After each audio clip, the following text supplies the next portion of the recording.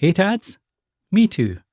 Patreon supporters can get ad-free early access to every episode, producer credit in the show notes, bonus content, and a 5 random questions sticker. Join now at patreon.com/5RQ. Link in the show notes. And now, time to get random. And even when they are on screens, quite often it's with their friends. So my daughter plays a bit of Roblox, but she'll be on the phone with 2 or 3 of her friends at the same time playing it all together, which is quite cool. So yeah, maybe the art of the conversation is not lost quite yet.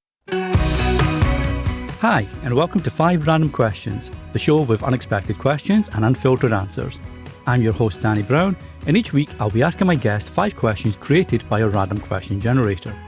The guest has no idea what the questions are, and neither do I, which means this could go either way. So sit back, relax, and let's dive into this week's episode.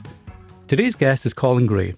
Colin is a podcaster, speaker, PhD, and founder of the Podcast Host and Alitu. The Podcast Host is a huge audio, video, and written resource on how to create a successful show. Alitu is a podcast maker tool designed to help you create your podcast in the easiest way possible and with full creative control, including call recording, audio cleanup, audio editing, building your episode, and hosting your show. So Colin, welcome to 5 Random Questions. Hey Danny, thanks for having me. You're very welcome. And in a social media post last year, you mentioned at the end of last year, you mentioned that you were looking for a PC game to play with your 12-year-old son, who's now 13, where he wouldn't pummel you. I'm curious how that went.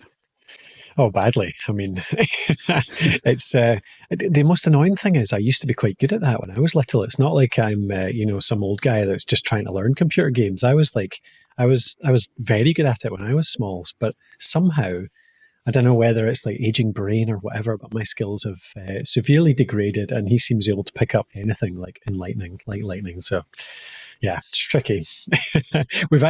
We came to playing stuff together, like doing cooperative stuff. So we've actually been playing through, because have you ever come across Hollow Knight at all as a computer game? No, it's a great little platformer. Alistair loves it. And so we've been playing that kind of simultaneously at the same time. So yeah, that's been quite good fun. That's my solution, is to not play against him, but to play with him. Yeah, I hear you. I have been a gamer since I was 12, 13-year-old, so that's over 40 years. And my son, I got him into Xbox. We got Xbox, your PC you mentioned. Yeah, just solo PC, or do you do console too? Or? No, we've got an Xbox 2 PC. He's got a Steam Deck, yeah. Yeah, so we were the same. I got him onto FIFA on the Xbox and other platformers as well, but FIFA was his game. And there was a period when I would hold back because I knew I would beat him because he was just learning the game, etc. But now, I mean, he just pummels me anytime we try and play the game. He'll pull off these trick shots and everything. It's just, it's like the old Jedi, the pupil becomes the master or beats the master kind of thing, right? My one saving grace over the last little while was, in fact, it wasn't even the last little while, it was maybe 3 years ago. So he would have been about 10. But even then, he was still beating me at most stuff. But I pulled out original Halo, which was a game that me and my friends played so much when we were in our early 20s. And so we got very good at that. And we could generally beat any visitors that came over or whatever. But so I pulled that out, and actually I managed to go about half an hour of beating him before he started to pick it up and started to win a few games. So that was about my last moment of success. Nah, it's like you say, it's funny how quickly they pick it up, right? And then you start to feel a lot more inadequate as a human being, not just as a parent, but you think, exactly. This was my thing, now it's your thing. But I mean, hopefully you've still got the podcasting in the creator space at the moment. He's not going to beat you at that because, for a while, hopefully. Not yet, but he is helping me edit some videos and stuff. So he is getting into it now. And he's a really good coder as well. So I don't know, who knows? He'll take it all over soon. Wow. Well, at least you can retire then. You can start putting your practice hours in back into, Halo and all your PC games that he's beating you in at the moment. Yeah, that's true. Well, one thing that we won't do here is I won't have an unfair advantage on you when it comes to the questions because we'll see them at the same time. So, Colin, if you're ready to jump into today's 5 random questions, I will bring up the random question generator. Fire away. Look forward to seeing what we get first. And before we start, I just want to give a shout out to Neil Velio. He's going to be excited for this episode because he was super excited when he realised you were coming on to hear two Scotsmen on the same episode. So I know, Neil, if you're listening to this one, I hope it's worth it, mate. All right, Let's have a look. That's a nice easy one to start with, I feel. Question number 1, Colin. Tell me about your dream house. Oh, interesting. Well, I mean, I have this conflict where I've always over the past 20, since I was a young man, I really enjoyed living in Edinburgh. So I grew up kind of in Edinburgh. I didn't really grow up there. I went to university, and that's where I actually grew up, I guess. And so I still love the city, but it's a funny city in that it's quite small, actually, as cities go, particularly for our US cousins, who all, like a city's got to be at least 500,000 before it's like even worth mapping. But Edinburgh is quite small, but it's still got like everything you might need. So I really like the kind of bustle and hustle of a city, being able to walk out to a cafe, everything that you need. So I've always kind of had this tension between having a place in a city like that compared to the fact that I actually love being out in the hills too. So, and I love the idea of having a big garden and all that kind of stuff. So these days, actually, we're quite lucky that I have close to my dream house in that we live near a city in the Highlands of Scotland. I can walk in about 45 minutes if I need to, but actually the house almost feels quite rural, and we have a big garden, and you get a lot more for your money in the Highlands of Scotland compared to probably anywhere in the rest of the UK. So it's quite nice. I have that, and the thing that I'm kind of trying to change at the moment is to add on. You'll probably laugh at this. You'll hear plenty of this from your colleagues at Captivate, Danny. But I'm looking at the idea of building a wee golf simulator in one of an extension of my house at the moment, but combined with a gym. So a gym and a table tennis area. So my dream house actually is kind of what we've got just now. Nice big garden, nice big open kitchen, all that kind of stuff. Plenty of place to have friends over and dinners and parties and things. But to have a nice big space on the side that actually I can use as my own little gym, my playroom, my play golf in it as well, because obviously it gets a bit cold, a bit wintry, similar to where you are as well, Danny, over the winter. So I need some kind of entertainment like that. What about yourself? I hear you. And like I was with my buddy back in 2018. We went to the Highlands and Islands for his 50th. And we did like the whiskey tour the first week, and then the second week it's more like a sightseeing tour. And we used I can't remember the name of the company in Edinburgh. It was like a little touring company that has these little vans, the custom vans, minivans that take you around. And the tour guides were amazing, local people, local guides. And we were, funnily enough, we were looking at prices, just out of curiosity. We're looking at the windows of, realtors, etc., real estate agents. And the prices were really, really good, like you mentioned. Now, I don't know if they changed because that was in 2018, and then obviously COVID came 2019/2020. And certainly in Canada, the housing market exploded and prices were crazy for a bit, and they've settled back down. Was that the same for you? I don't know. I never look at them unless I'm actually trying to buy something, to be honest. And I didn't hear in the news about it, so I'm not sure. It sounds about right, though. Yeah. And you mentioned there you're close to you could walk to a large city within 45 minutes. So you passed Inverness then? Is that your closest one, or we're around there? Yeah, exactly. Around Inverness. Yeah, exactly. Yeah, so within the vicinity, we can walk in. No, and that's a gate. I think Inverness is still classed as a gateway to the Highlands, isn't it? I think. Yeah, it's a funny one that because it's kind of already in the Highlands. I suppose it is in the South Highlands, really. It's you kind of technically hit the Highlands, I guess, when you start passing Aviemore and get up. But there's plenty beyond Inverness as well. Another few hours before you hit the North Coast. Yeah, so it's a funny place. I know when I used to live and work in the UK, I came to Canada in 2006, but prior to that I worked for, they're now called O2, but at the time they were called BT Mobile, and it was like the mobile phone, cellular phone division. And we had an office up in Thurso, right at the very top north. So I always, that was the thing you mentioned earlier about cities in the UK versus cities in, say, the US, North America, etc. That was the thing that surprised me when I moved to Canada, was I could drive 7 hours from England right to the top of Scotland. If I drive 7 hours, I can still be in Ontario in Canada, in the province I live in. Right? It's amazing. It's crazy. And I know you've travelled a bit, mate. Do you find that as well? Do you find it weird to wrap your head around how big other places can sometimes be? Oh, yeah. And, do you know, I moved out to Australia for a year, a few years back, like back in about 2020. And we were out there. We were out there through the first COVID year, actually. And So we got to travel about still, though, because they were okay. And the first thing that I noticed when we got there was that we were looking at the map. You'd look at just the state that I was living in. Like I was in Adelaide, so we were in South Australia. And you'd look at this city over here, and there's something around the fact that it's such a big country in the first place, so everything looks a bit more compressed. But equally, there's not really anything in between. It's very sparsely populated outside of the big cities. So you look at the map and you think, oh, there's Adelaide. There's like the other city down here. That looks, a British map. That would be like an hour, maybe. And then you look it up in Google Maps and it's 6 hours.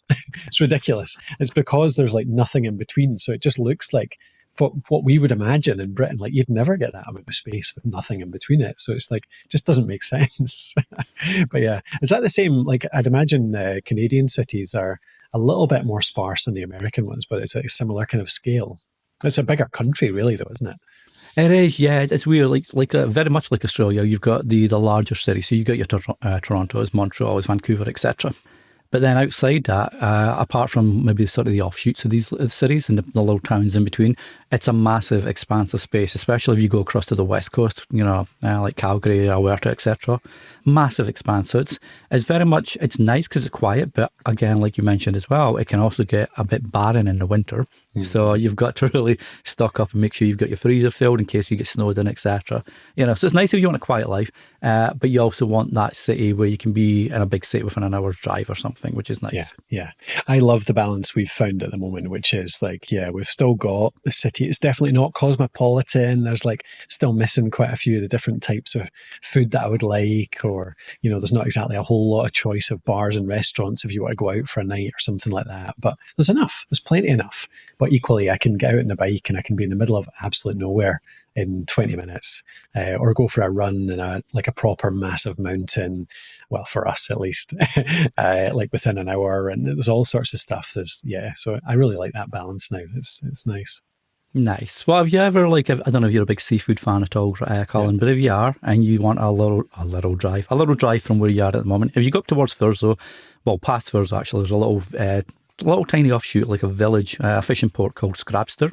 And the Scrabster Inn, I think that's what it was called, do some of the best lobster and seafood that you'll ever get, just in case you're a fish food fan and you want to take a difference anytime. So that's my recommendation, Scrabster Inn. Yeah, really good. No worries. So there we go. Like I say, that was a nice sort of gentle intro to the questions this week. Let's have a look at question number 2. Do you read reviews about a movie before deciding whether to watch it or not? Not really, to be honest. I'm not really. I've been trying to find more things to read that are kind of properly created. This doesn't make sense exactly, but properly created. Like I'm trying to get away from just reading social media posts and LinkedIn posts and stuff like that. And I've never been huge on social media, to be fair, but I want to get away from it altogether, to be honest. And actually, when I have time to read, it's something that somebody's actually put some proper time and thought into it. So this is the kind of thing I'm actually looking for right now, is like, what do I read? I've been trying to curate like a news feed, a good old-fashioned RSS feed, Danny, in fact, from good quality blogs, from good quality journalistic websites, that kind of stuff. And like movie reviews are one of the things actually I would probably want to read more of, just to get an idea, because I do love films. Like it's such a lovely thing to spend a couple of hours like just lost in a different world, and then it finishing as well. Do you read the reviews yourself? I tend not to, because I find, especially with the kind of stuff I like, so I'm a massive Star Wars fan and nerd, etc., and that fandom can be very divisive and very toxic if they don't like it, which we've seen with some of the new movies and TV shows on Disney Plus, etc. So I tend to try veer away from that. But I hear you. You look at Rotten Tomatoes, for example, used to be great, and now it just seems that it's a dumping place for review bombing, where people, because they don't want you to enjoy the movie you want to see, they'll just rip it to pieces. I'm a big fan of Letterboxd. I don't know if you've checked that out. I find that they're really good, authentic reviews, because they take the time to really dive into the reviews and the movies, etc., that are coming out or that they've watched. So that's a good resource for you. Cool. I'll look that up. Yeah, for sure. The other thing I started to go down the road of, actually, my wife and I enjoy, like, that's kind of one of the ways we relax, is to watch a good film or a good series or whatever, same as most people, I suppose. But like, it suddenly occurred to me that, you just end up watching this stuff on Netflix that comes up, or on Prime or whatever. But actually, there's a lot of good media talking about good television, and you kind of throw it away almost, because it feels like, I don't know, I guess when you have kind of lofty ambitions in life or whatever, you're trying to get somewhere. It's quite easy to see TV and film and stuff like that as a waste of time. Like, you should be just doing a bit of extra work or whatever. But it's absolute nonsense. Like, you need time to, like, wind down, and some of this stuff is like proper art. Like, it's just so well put together, and it's like so like life improving and everything, watching certain TV series. And I started looking up whether I could find a good resource that actually just talked about TV, and tried to surface like great TV series that we might not have heard of. Because I started to realize all of these things that we'd never seen before. Like in olden days, like when we grew up, Danny, like you'd put on BBC One and BBC Two or whatever, and that was what you got offered. You didn't get much chance to search around. There wasn't like hundreds of options.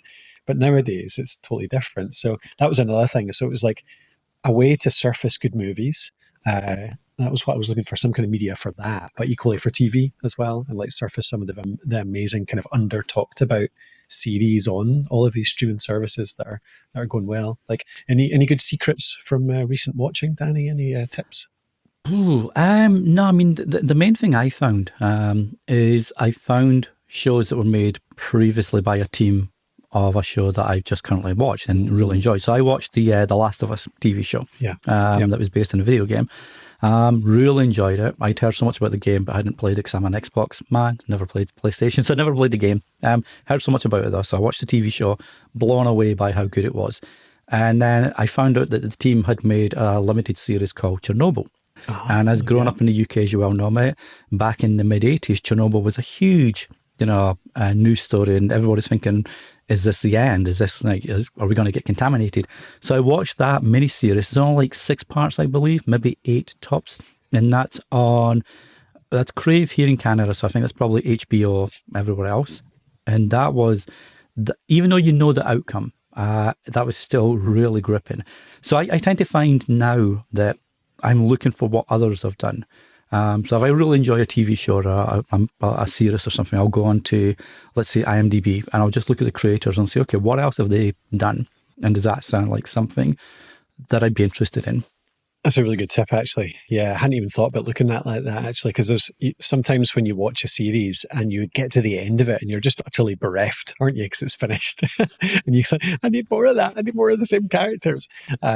And even if you can't get the same characters, at least you might be able to get the same feel or a similar feel if it's the same creators. I suppose that's why films always do that, don't they? Like, you so often get that from the makers of blah, blah, blah, and they try and push it off like that's a bit of credibility, I guess. So yeah, that's a nice one. I'm going to look that up. I'm going to go back through my last 3 or 5 different series that I've really enjoyed and see what else they've done.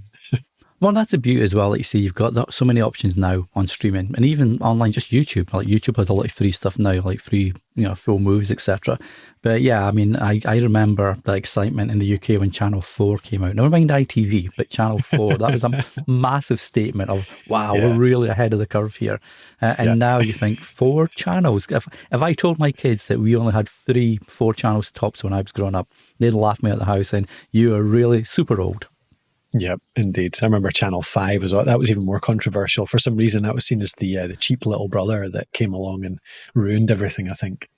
Well, didn't they say that Channel 5, and I could be mistaken, this is a while back since that came out, but wasn't that meant to be where all the sort of Euro soft porn and smut shows, etc., were going to come out on, and that's why there was a bit of kickback on it? Maybe I'm thinking it's something completely different, but I seem to recall Channel 5 had a bit of like you said, a little mini controversy because of what kind of content was being promoted or what was promised to come out, etc. But I could be wrong. Maybe I'm thinking something different. I'll have to cut this part out of the episode altogether. I don't want to get called out for it. It might be, actually. I'm not sure. Yeah, it could have been. I do remember was it not Channel 4 was the one that was controversial for the fact that it did have like some really weird and wonderful programming on a Friday evening, for example. It was an old program called The Word. Remember that? It was that was classic. Like if you're in your 40s and male particularly. It was very male focused. You probably remember the word. And yeah, a few things like that were just like dodgy as anything. And Though there was like Eurotrash as well, if you remember Eurotrash. Oh, yeah. That was like always I think that was Friday night as well. You'd go out for, a bite to eat, a couple of drinks or whatever. You come home on a Friday night and you stick Eurotrash on. That's how you started the weekend, basically. Yep.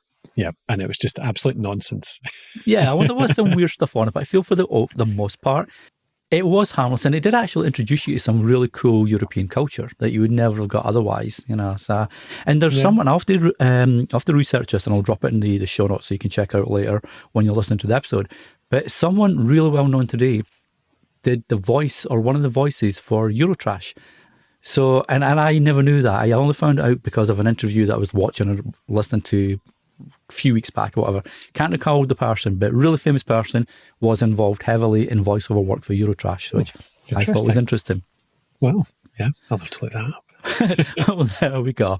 Well, we don't have multiple questions. We only have 5, but that's not too bad. We'll stick with the 5 because that's what we like in this show. So let's have a look at what question number 3 is. A little bit kind of tied into the previous one. What was being past tense, what was your favourite cartoon?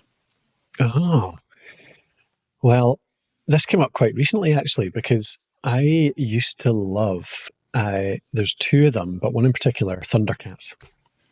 So Thundercats was such a good cartoon. It was like classic early 90s, maybe even late 80s. Probably late 80s, actually, cartoon. And a friend of mine came up to visit a couple of weekends ago, and it turns out he's watching through it with his 4-year-old daughter again. Oh, nice. And she loves Wiley Kit and Wiley Cat, who were 2 of the characters in it. So it's back. Thundercats is back. But it was a weird one. If you haven't seen it, have you seen Thundercats, Danny? Yeah, I grew up with that, mate. And probably late high school, early college, I think, early uni, maybe. Really? Yeah, it was for anyone out there that hasn't seen it. It was the weirdest thing whereby was it a different race altogether, wasn't it? They were all basically humanoid cats from our world. So one was called Tigra, and he was a tiger. The chief was called Lion-O, he was a lion. Panthro, Panther, Willycat and Willycat were like, I don't know what they were. And Chitara, who was a cheetah as well. She was the fast one, obviously. They really spent time on the names there, didn't they? They did, didn't they?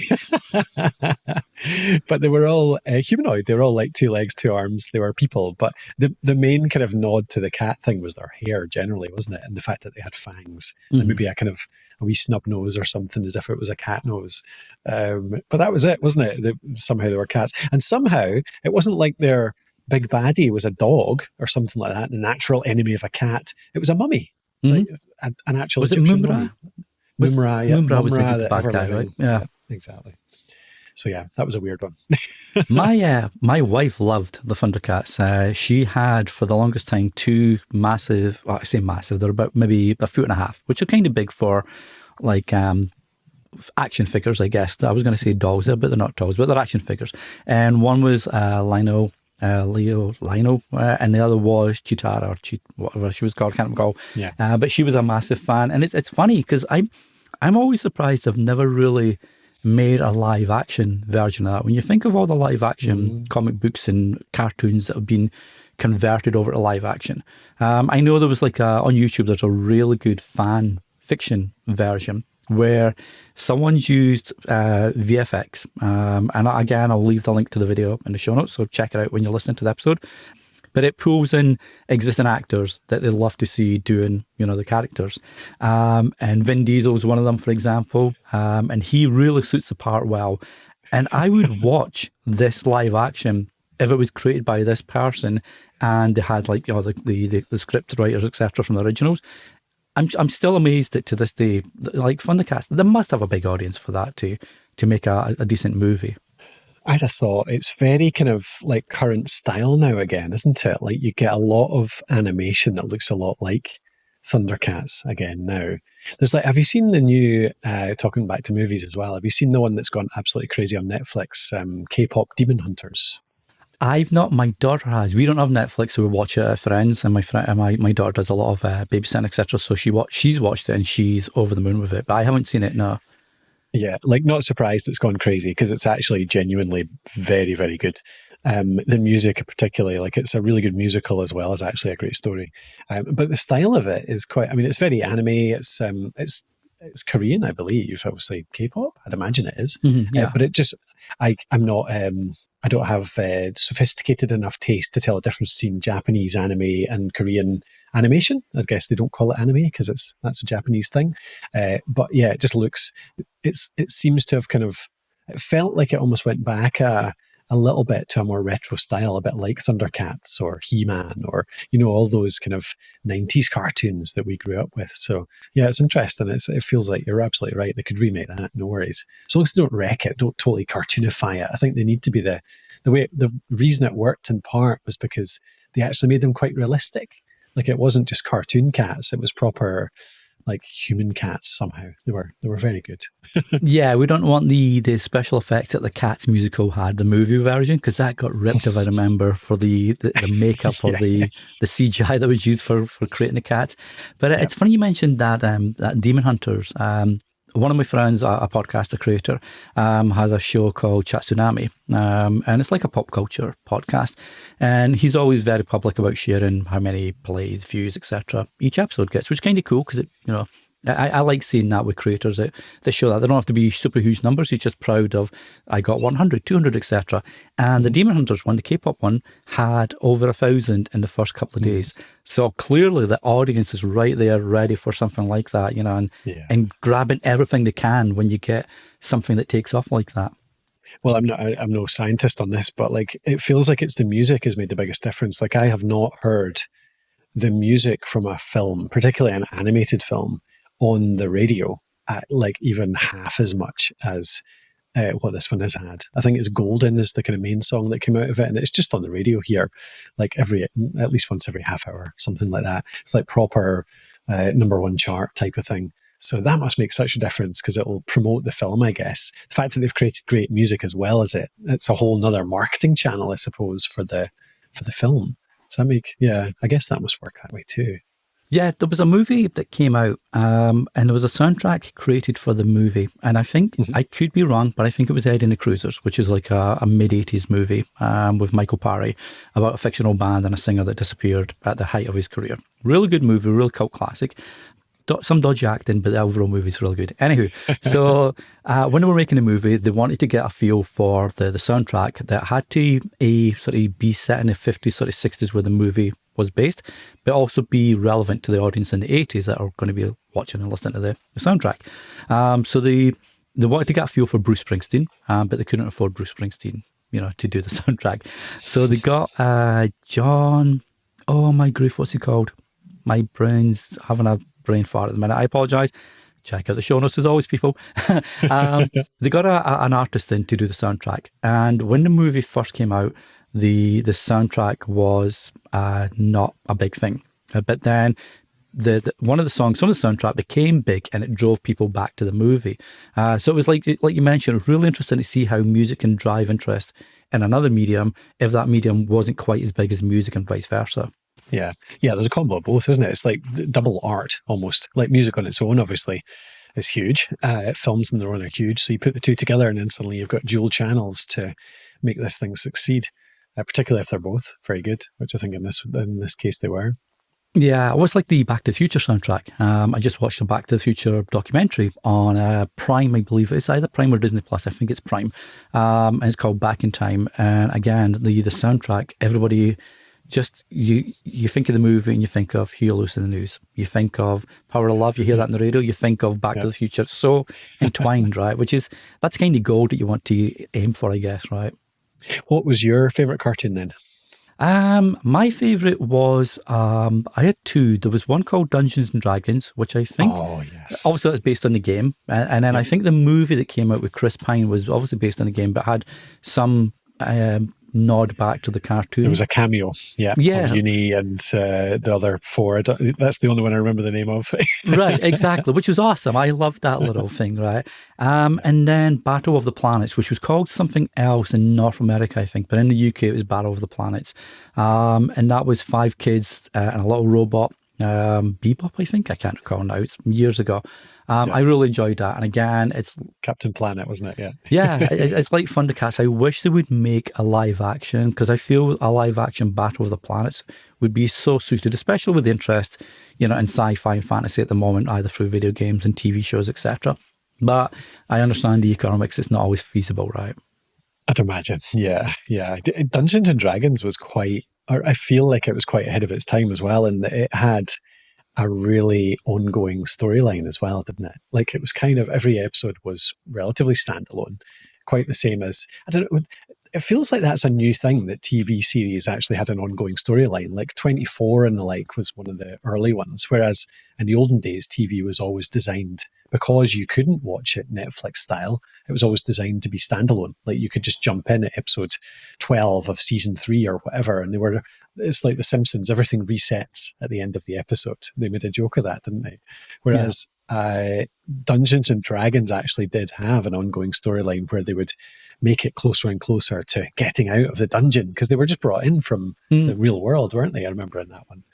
And I never saw the end. I believe there was an end episode where they actually escaped, wasn't there? Yeah, they did get back, I think, to the park where they initially disappeared into the dungeon. The big the Ferris wheel or whatever, the roller coaster, I can't recall what it was, but I think they did eventually get back to that.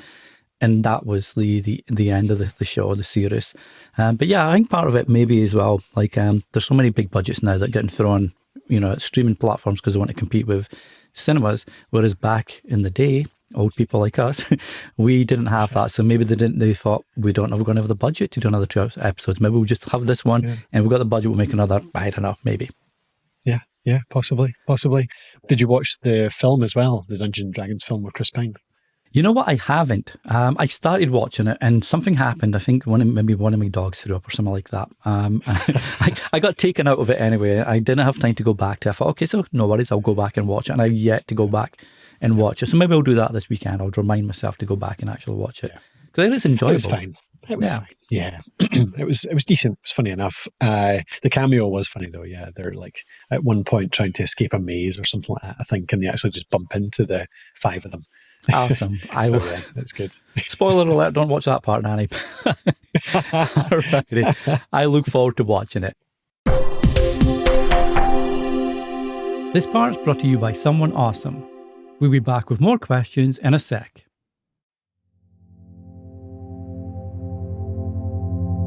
Martin here from Dad's Bedtime Stories, the podcast that takes your kids' wildest suggestions and turns them into bedtime adventures.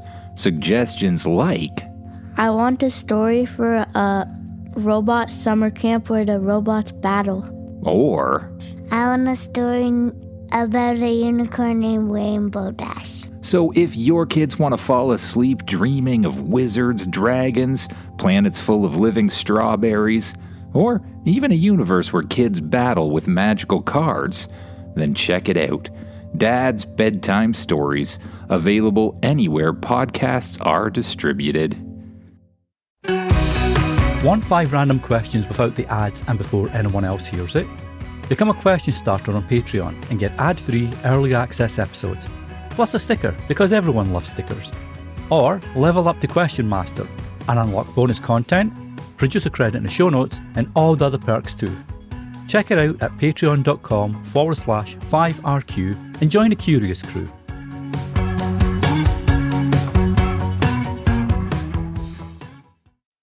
Let's have a look at what question number 4 is. Okay, you're well-versed in the tech space and emails and online content, etc. So Colin, question number 4. Have you ever accidentally sent a text or email to the wrong person? And if so, what happened? Oh, yeah, I definitely have. Almost certainly, because these days I have it's one of the things that I teach or try and coax my children into having as a rule for life, which is never, ever write a text version of something about someone at all. If you want to say something, well, if you want to say something negative about somebody, just don't do it. Go and actually talk to that person and try and sort out the issue in the first place. But if you have to actually send something to somebody, phone them up. and to the other person you need to talk to, because as soon as you have someone written down, it's either going to go to the wrong person because you're thinking of the person you're trying to send it to, or it's going to get shared at some point. So like I always tell my kids that. And you know what? I'm just trying to think if I can think of an example. But there must have been something happen, because I've got that so strongly in my head as an aversion to ever do it. So I don't know. Have you had that experience? I did once when I worked for back in Ontario. I'm in Ontario. I used to work for a company like a marketing agency, and we had like a client list, obviously, that you manage.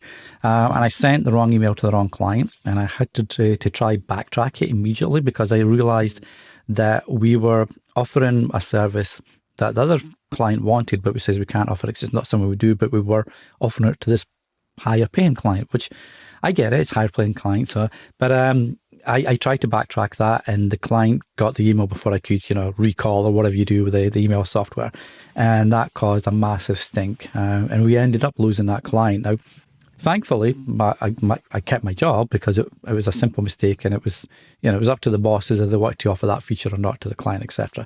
Yeah. But yeah, something like that kind of taught me, okay, be really careful and double check the address line that you're sending it to first. But it's funny you mentioned that you're teaching your kids, which I think is awesome, by the way. You're teaching your kids to pick up a phone and speak to someone, face to face, so to speak, as opposed to like a generic text or a generic email. Mm-hmm. My wife and I had this conversation the other day where someone was trying to contact us by calling, but it was like number hidden, a private number. And I really pick up the phone anyway, mate. I'm very much like in person or text/email. But it's weird to hear you teach your kids, who I'm guessing are going to grow up in a far different tech world than you and I, to pick up and use your voice to someone, which is like, where did that come from? Was that just like something you've always done? Is it you want to get away from that blank text email, or? I think, yeah, it's a feeling I've always had around just fixing problems as they come up. Do you know, I think there's not a lot in this world that I'm much better than anyone else at. I'm quite good at a lot of different things. That's probably the only reason I've got where I am just now, is that I can kind of do just about anything to a competent enough level. But I'm not like world class at many things at all. But if there's one thing I think I'm is a superpower, it's like just being able to find a problem and just like fix it immediately. And so it kind of comes to I see it as it's a point of pride, whereby I'm quite good at that. If somebody gives me a problem to solve, I can do it. And people come to me and ask me to try and fix things for them. And so it's like one of those things whereby usually you so often see people like trying to solve a problem by like texting through and emailing, and then you see them waiting for the response. And it's like the anxiety that just builds and builds and builds and builds and builds. And like, especially if it's something like you're trying to, talking about texting the wrong person about something, like if I've seen that situation so many times, and I've been tempted to do it as well. You've got a difficult thing to say to a friend or a family member, or there's some kind of conflict, and you need to say something difficult or bring something up, and you're like, I don't want to do this. So you're thinking about texting them, because that's kind of feels like the easy option. And I have done that once or twice, but every time I've done it, I've regretted it immediately, because then suddenly you're just sitting there with anxiety, waiting for the response to come back through. Whereas if you just pick up the phone, you like get an immediate response. And actually, it brings all these other benefits in as well, which are a bit of body language, and you can, not body on the phone, but you can hear the tone of the voice and things like that. So it's less misunderstandable. And you get an immediate response, and you can actually talk it through, and the other person on the other side of the phone doesn't sit there and stew and think up all these terrible stories about why you're saying this, or all these kind of things that can happen if given time. Whereas if you're on the phone, then that stuff doesn't happen. So it just feels like often it's the best solution to any given problem, if that problem is communication related in any way. So I don't know. I think that's why it's always stuck in my head. Yeah, no, it's like you say, you can. I know it's like a voice. I mean, obviously, this is an audio podcast, so the listeners can't see this, but we're in a sort of a green room, if you like, and we've got video. It's not a video podcast, but we can see each other. And I feel that enables a more natural, back and forth, which is why I prefer this, like for the show, for example. But it's the same, like you mentioned, with just the telephone. You can tell by someone's voice. If someone smiles, you can hear that difference in their voice as opposed to if they're down about something. And that's really key, because you can't, like, text and email, if you've got difficult things to say, it might be easier to start with. But then you've got, well, did they get that sarcasm font? Did they get the tone I want to give them when I said that?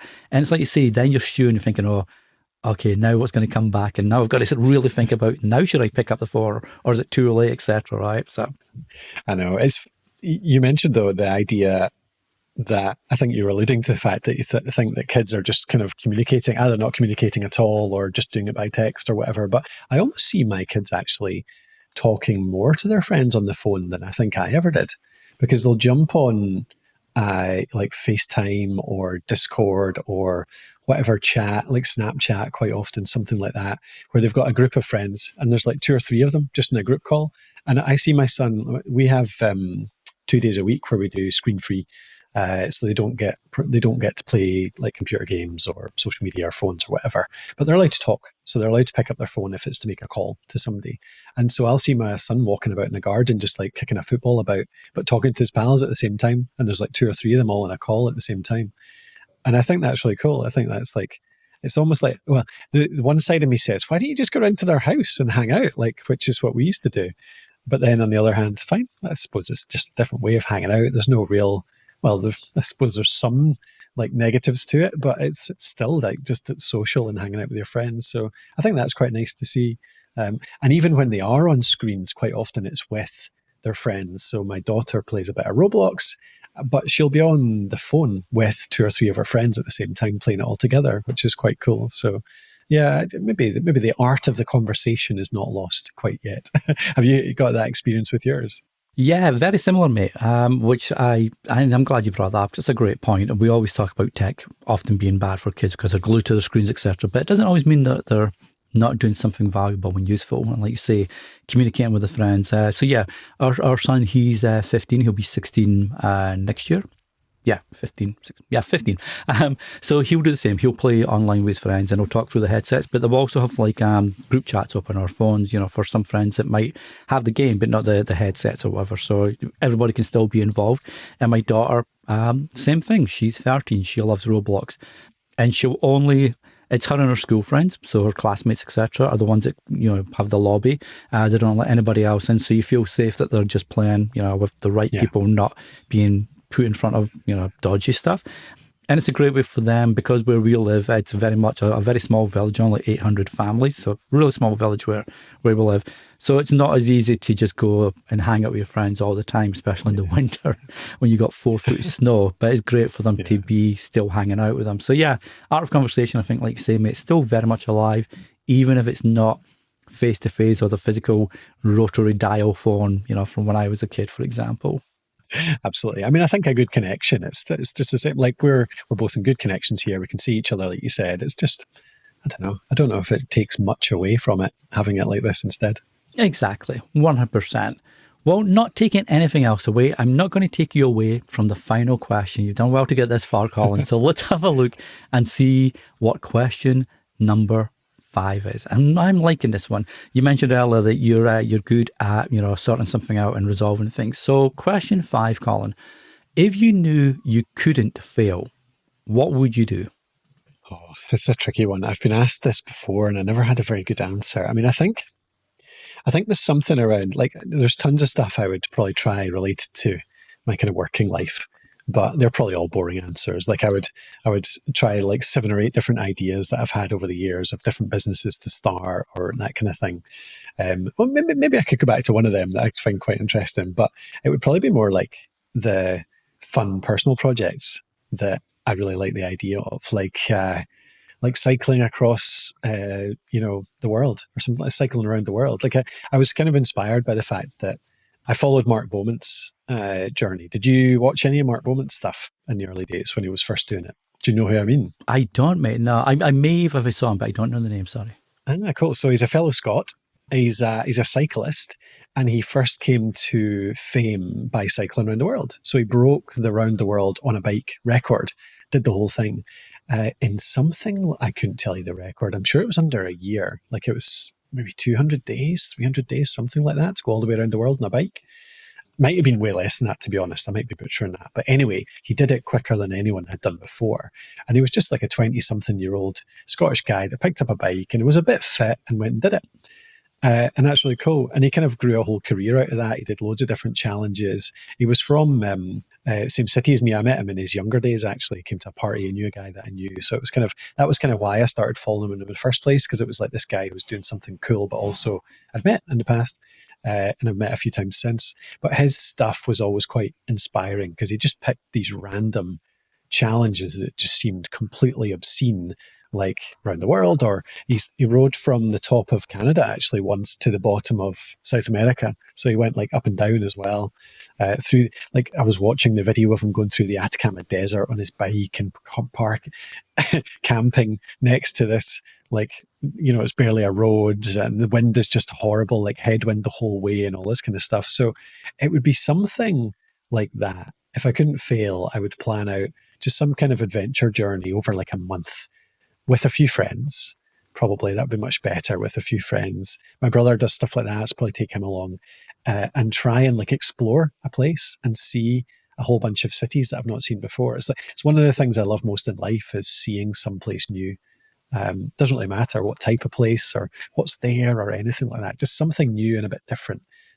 So doing something like that where you cycled through or ran through or drove through or whatever, an area that I'd not been before, that'd be amazing. Yeah. Yeah, it's interesting because of the whole not failing option, I guess, where, I mean, is that something that you'd want to do anyway, even knowing the challenges ahead? So let's say you wanted to bike around the world. Let's go with that. And so you wanted to bike around the world, but you know that that's going to take X amount of months out of your life.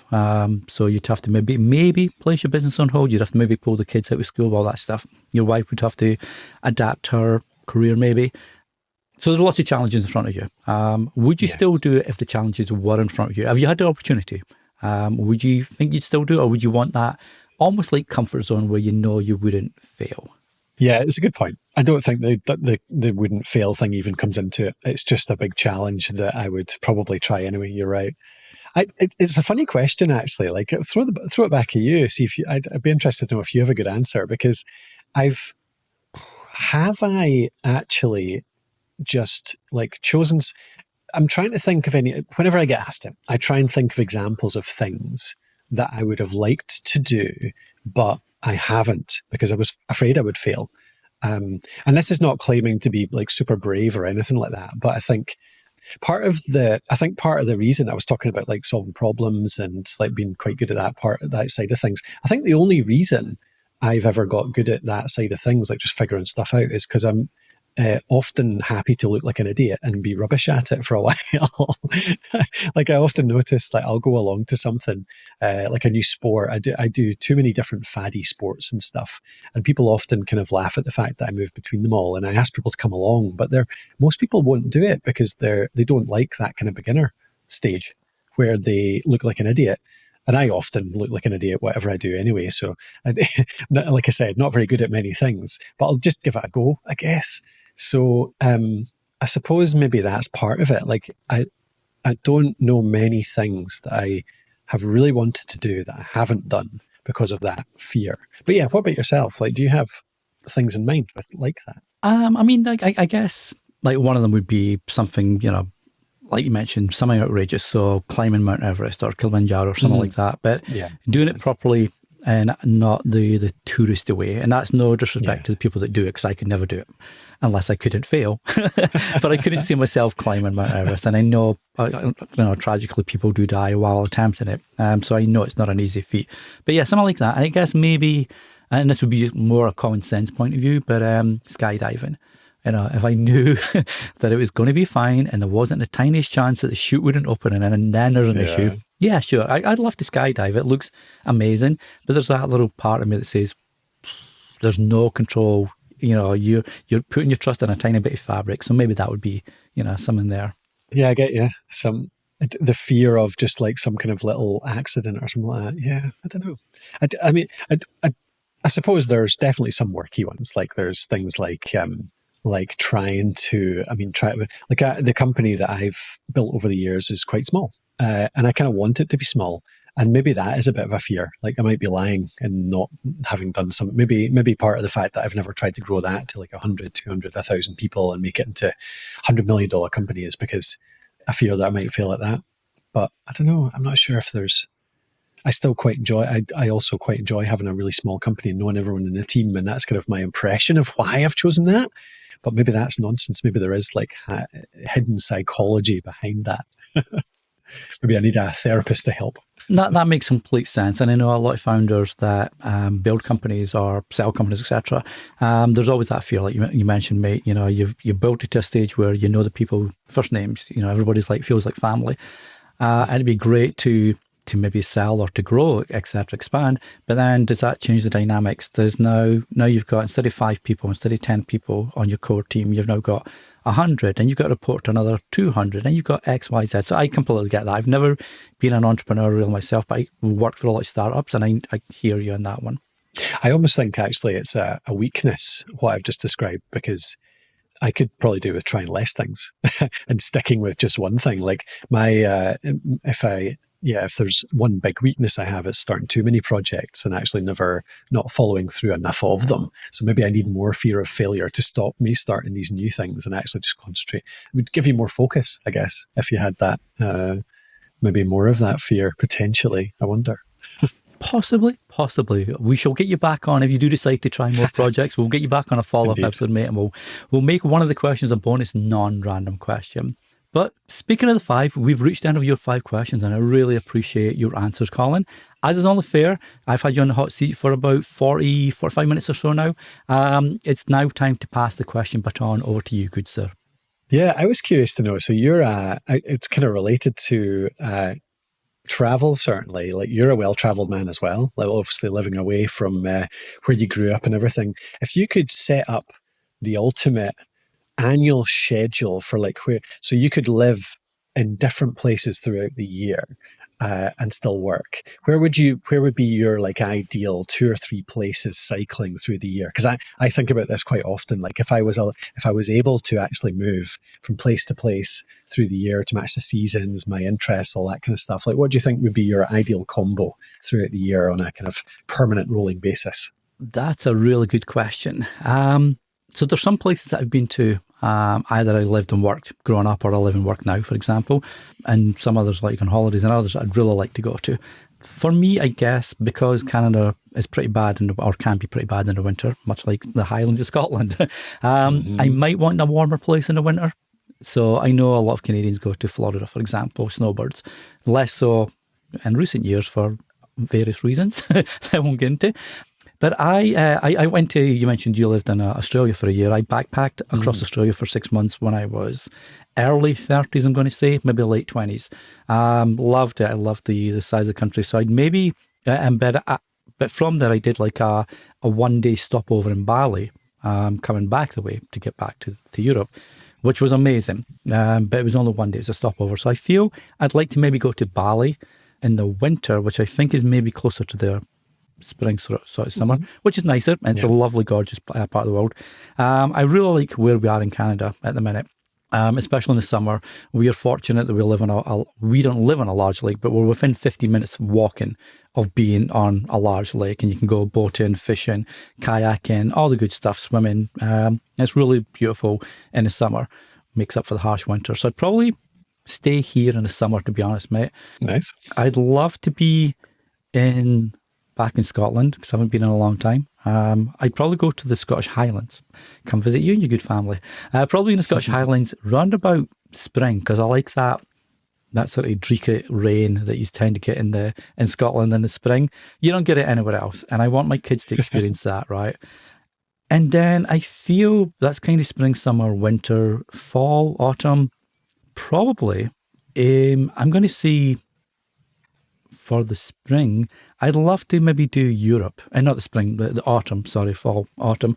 I'd love to do Europe. Somewhere like my son's a big football fan, and he's a competitive football, soccer for North Americans, but football player. And he follows the sport religiously, and he wants to go to Spain to check out Madrid, Barcelona, the nice, proper teams there, and then same with Italy to go to see Milan, etc. So maybe in the fall, when the football season's just really kicking off again in Europe, go do a month or two around Europe and pull in some games from the UK, from Germany, from Italy, from France, from Spain, etc., whilst introducing the kids to European culture, which they haven't really experienced yet. I'd love to, get them into that. So that'd probably be my long-winded answer, mate. No, I like that. And you've been well-travelled yourself. What about you? Have you got a favourite place, sorry? I actually, my current plan, if I ever get the chance to do this, is something like where we live for the summer. I actually love where we live in the summer, and I don't do well with hot weather. So I did struggle with that in Australia, even in Europe. It gets too hot for me in the summer. The US as well, actually. Like I was over your way, well, not your way, but a bit further south, obviously. Like even New York, actually. I was in August. It was too hot for me, like 30s. Or, at least like high 20s. So Scotland is actually perfect for me in the summer because I get to go out on the bike and the mountains and all that kind of stuff, and it's not too hot, but it's still nice. But then as soon as it gets into autumn, I think Europe, actually, I would go down to Spain as well. I love Spain, the food, the culture. And I would base it around activities a wee bit. I would go over and stay on the Atlantic coast so that I could do a bit of surfing in the autumn and enjoy the sea and some water sports and stuff through to until it starts to become winter. And then by winter, I'd move to Japan. Ooh. So Japan is, I think, such a nice place to live in the winter because it's got great skiing, like amazing skiing through January to March, April.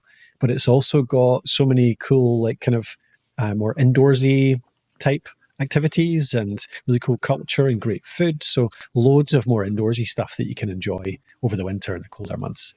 And I wouldn't want to give up winter altogether. This is a thing I wouldn't follow the summer, I don't think, because like I say, I don't do great with warm weather anyway, so I often crave the cold when it's too hot. So yeah, Japan till springtime. And in springtime, potentially somewhere in Canada or South America, actually. I love the landscape of Canada as well, so it'd be good to go over your way around that time. Or I've never actually been to much in South America, but I'm tempted by Argentina, Chile, all the kind of culture and landscape around there too. So yeah, still to fill in the springtime, but yeah, the rest of it I'm certain on. Well, if you're over this way at all, give me a shout. I'd be more than happy to, be a tour guide if you like for some of the cool places this neck of the woods. But yeah, Japan, that's my bucket list, mate. Japan is definitely my bucket list. Being a nerd, growing up with Sega video games, etc. I need to get to Japan. Just as to the one time that I can say that I've been in that famous district where it's all tech and you got that big zebra crossing, etc. That's just amazing. So that'd be my one for sure. Yeah, that's cool. I think, is it Harajuku, maybe? I can't remember. I get mixed up with the areas in Tokyo, but it might be. I think that's similar to that. And once again, just to repeat myself, I will put the links to the place in the show notes so you can check it out for yourself. So Colin, I have really appreciated you taking the time and sharing your 5 answers with our listeners today. For anybody that wants to check out your podcast, all the cool stuff that you do at Alitu, the podcast host, get to know more about you yourself, where's the best place they can either connect with you or check out your stuff? I've set up a easy link recently, just my name, colingray.link, and that has links to Alitu, which is our podcast maker app. It has links to a few of our free courses on launching or growing a podcast. So if you're interested in starting your own show, we've got a 7-day bootcamp that links from that as well. And it links through to my YouTube channel, our podcast called Podcraft. So everything that we do really is in there. So it's just over at colingray.link. That's nice and simple to remember, but I will also put that in the show notes as well. So if you want to check out all the cool stuff it does, just check the show notes on the app you're listening on, or if you're listening to this on the website, and it'll all go straight through to Colin's site there. So again, Colin, thanks so much for appearing on today's 5 Random Questions. Thanks for having me. Cheers. Thanks for listening to 5 Random Questions. If you enjoyed this week's episode, I'd love for you to leave a review on the app you're currently listening on, or over at 5randomquestions.com/review. And if you know someone else that would enjoy the show, be sure to send them this way. It's very much appreciated. Until the next time, keep asking those questions.